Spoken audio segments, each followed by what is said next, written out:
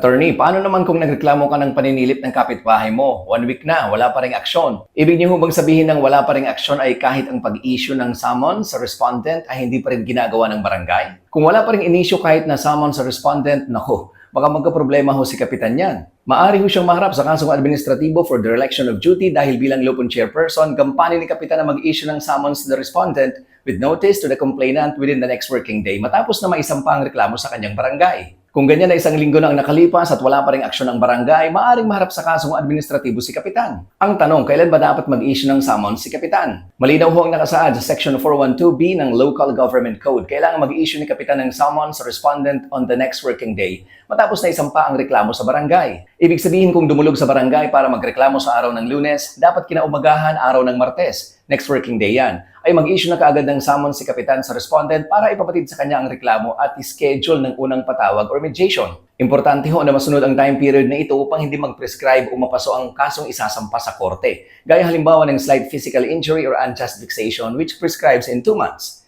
Tandaan din na ang interruption ng prescriptive period na ito ay hindi lalampas ng 60 days simula sa araw na isampa ang reklamo sa barangay. Kaya dapat ay ma-dispose na ng barangay ang reklamong isinampa sa kanila bago pa maubos ang 60 days. Matapos ang palugit na nabanggit or after 60 days, muling tatakbo kasi ang prescriptive period at baka by the time ho na mag-issue ang barangay ng CFA, kung hindi man magkasundo, ay prescribed or paso ng isasampang kaso sa korte kung saan kailangan ng nasabing CFA. Kapag ganyan ang nangyari, mawawalan ng saysay ang inisyong CFA ng barangay at posibleng ang kapitan ang mapagbalingan ng complainant at maharap sa kasong administratibo for dereliction of duty o kapabayaan sa kanyang tungkulin na marisolba ang isinampang reklamo sa kanyang barangay sa pamamagitan ng pagkakasundo o pag-issue ng kaukulang Certificate to File Action or CFA nang hindi lalampas sa 60-day tolling or suspension period for prescription, lalo na kung hiniling na ng complainant na mag-issue na ng CFA ang barangay. Kung ang pangkat naman ang nagkaroon ng pagkukulang at dahil sila ay persons in authority while performing KP functions, maaari din silang masampahan ng reklamo sa DILG or opisina ng alkalde na nakakasakop sa barangay. Base ho ang kapangyarihan na yan ng dinggin ng alkalde ang reklamo laban sa pangkat sa Section 4, Rule 10 ng Katarungan Pambarangay Rules kung saan ang city or municipal mayor